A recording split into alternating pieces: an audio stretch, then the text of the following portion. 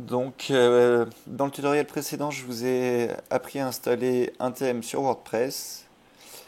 On voit que du coup, la couleur du WordPress a changé, le style a changé. Et dans ce tutoriel, on va vous apprendre à faire un custom post. Donc pour faire un custom post, il faut le déclarer dans le fichier fonction.php. Ce fichier se trouve à la racine de votre thème. Donc, et encore une fois, votre thème se retrouve dans la racine de votre site, WP Content, thème understrap, donc c'est le nom du thème que j'ai utilisé. Et donc pour ça, on va aller tout en bas du fichier et on va aller ajouter le custom post. Donc le custom post, il va falloir le déclarer en PHP. Donc vous pouvez le faire à la main, mais moi ce que je vous recommande, c'est d'utiliser un petit outil que j'utilise qui se trouve sur Generate WordPress. Ça a été créé par je ne sais plus qui. Bon, j'écrirai ça dans la description. Et en fait, c'est un site qui vous permet de créer plein de customisation pour votre site WordPress et qu'en fait, il le fait très bien, facilement. Donc, pour ça, du coup, il va falloir utiliser Register Post Type.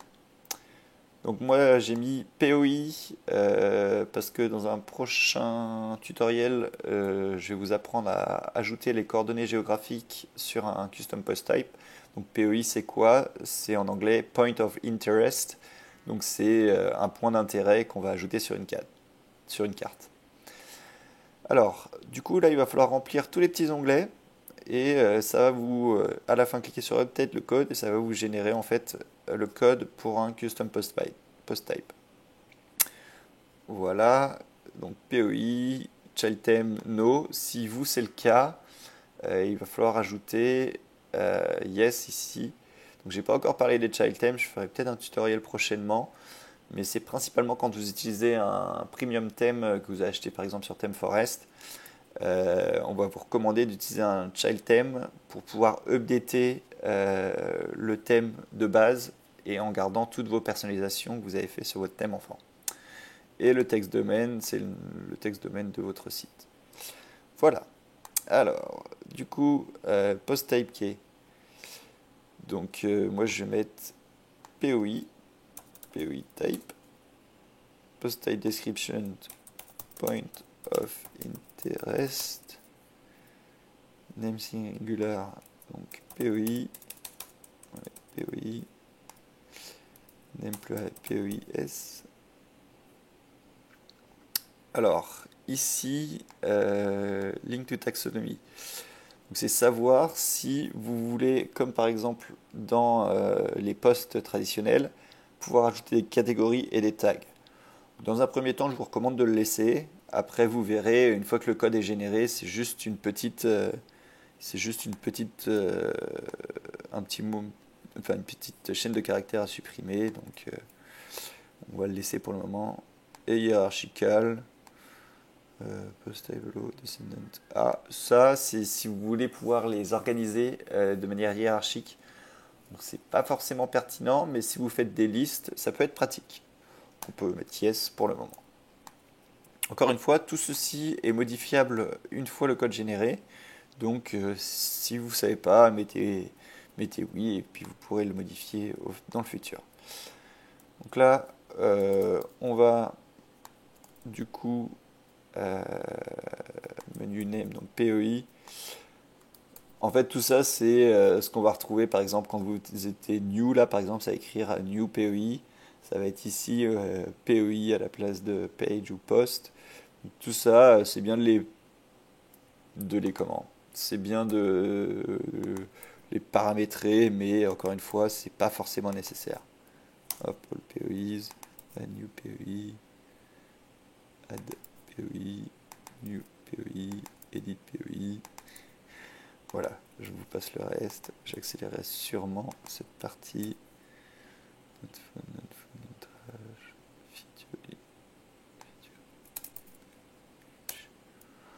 Donc essayez que ça ressemble à peu près à à quelque chose de compréhensible, quoi.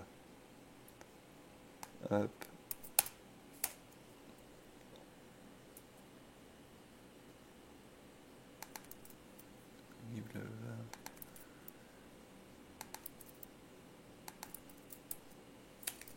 Essayez aussi de respecter le pluriel dans la mesure du possible. D'ailleurs, j'ai oublié là. Pour que ça ait du sens. Donc, une fois qu'on a customisé tout ça, on peut passer à Options. Donc ça, c'est tout ce qu'on va rendre disponible dans l'édition d'une page. Donc si par exemple là on fait ajouter, enfin non, on va aller sur un existant, Hello World, qui est le classique généré par WordPress. Voilà. Donc ici, ça va correspondre à, voilà, ça va correspondre à tout ça. Donc, par exemple, là ils sont pas visibles, mais on a bien tout ça, discussion, command, slug, auteur, hop, mince, j'avais pas besoin d'updater. Voilà, du coup, là on voit l'extrait, j'arrive jamais à le dire, excerpt, pardon, c'est un résumé, résumé de votre contenu. Ça peut servir si vous voulez par exemple afficher une partie des informations sur une page différente, etc. Discussion, c'est pour autoriser ou non les commentaires. Ça, c'est la partie comment, mais on n'en a pas besoin. Ça, c'est le slug, donc c'est ce qu'on retrouve dans l'URL ici. Et vous pouvez choisir l'auteur, donc là, en l'occurrence, il n'y a que moi. Featured image, tag, catégorie. Donc, moi, pour mon cas, je vais peut-être avoir besoin de l'exprès. L'auteur, on s'en fout. La featured image, on la met, c'est toujours pratique. Post format. Page attributes, ça peut être pratique si vous voulez faire une page personnalisée. Les custom fields, pour l'instant, je ne vais pas les ajouter. J'ajouterai par le futur avec un plugin qui s'appelle ACF. C'est Advanced Custom Field, qui est très pratique et je vous expliquerai pourquoi.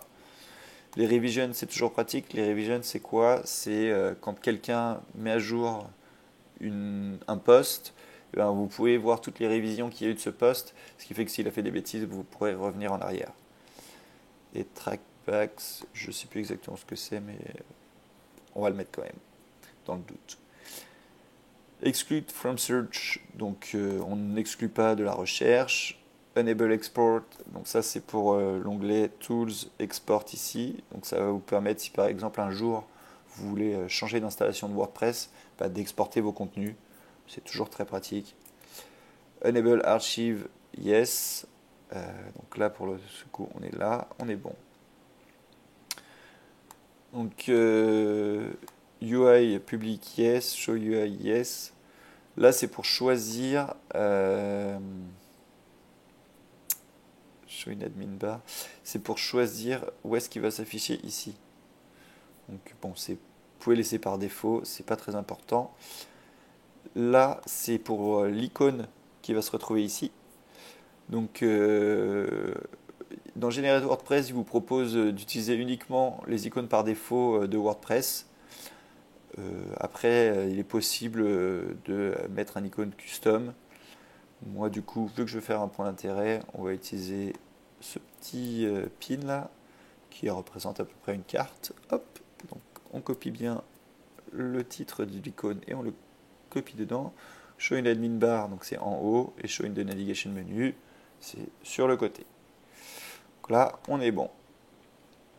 Alors, query. Donc ça, pour être, on va dire, standard avec toutes les requêtes de WordPress, enfin les requêtes de base de WordPress qui ne sont pas des requêtes personnalisées, je vais vous recommander de laisser défaut. Donc public queryable, on laisse aussi, et custom query, c'est par post type. Custom query variable. Je crois, oui, on va laisser post type. Je le modifierai peut-être dans le futur, mais pour l'instant, ça ferait très bien l'affaire. Permalink rewrite, donc ça, encore une fois, je vous commande de laisser le permalink. Donc là, c'est pour dire, par exemple, dans notre URL, qu'à chaque fois que vous irez sur un des custom posts créés, ça fera custom post, le nom que vous allez ajouter, donc moi pour le cas ça va être PEI, et slash et le nom du post, donc nom du PEI. Donc moi je vais ajouter du coup, ah non, custom parallel, pardon, hop, PEI, use URL slug, ouais, feed yes, pagination yes, ok, capabilities,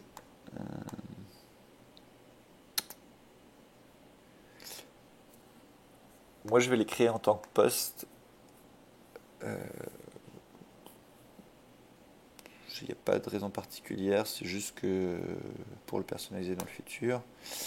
Et là, du coup, show in rest. Donc pour ceux qui ne connaissent pas encore, WordPress, du coup, a depuis, je dirais, 1 an et demi, 2 ans maintenant, ajouté la possibilité de transformer WordPress en API REST.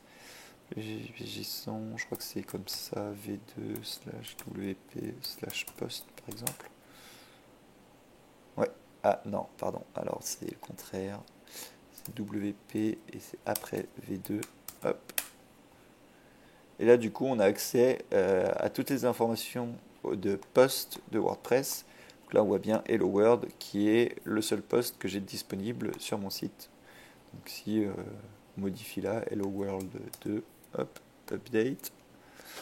Du coup, en fait, tous vos posts, vos informations maintenant sont disponibles via l'API REST de WordPress.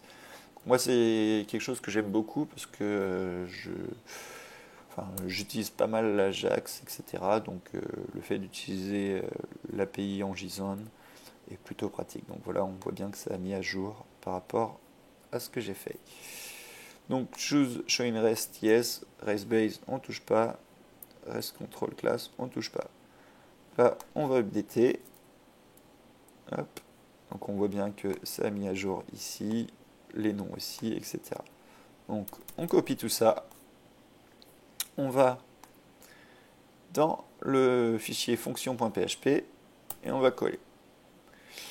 Donc c'est bien d'améliorer un tout petit peu le commentaire, mais c'est pas forcément nécessaire. Et donc voilà, là normalement, vous avez créé votre premier custom post. Donc il suffit de rafraîchir votre WordPress. Et hop, qu'est-ce qu'on voit apparaître ici? Un nouvel onglet avec les PEI. Et donc du coup, vous allez pouvoir ajouter un PEI. Mais encore une fois, ça peut être n'importe quoi. Par exemple, sur certains de mes clients, je leur ai fait leur portfolio de cette façon. Donc, le portfolio, c'est la chose la plus classique. Après, vous pouvez, par exemple, si vous avez un site de cuisine, dire c'est une recette et j'ajoute une nouvelle recette, etc., etc.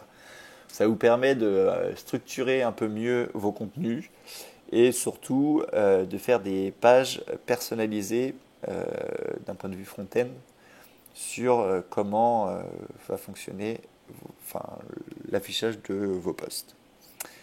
Donc voilà, c'est tout pour cette démo. Si on peut juste regarder du coup, POIs. Ah mais il n'y en a pas encore de créé, pardon. Un test, hop, test, publish. Alors je sais plus, je l'ai peut-être mis au singulier, c'est peut-être pour ça qu'il ne trouve pas, ou alors c'est parce qu'il n'y en a pas encore de créé. Non, c'est que j'ai dû le mettre au singulier. Ah.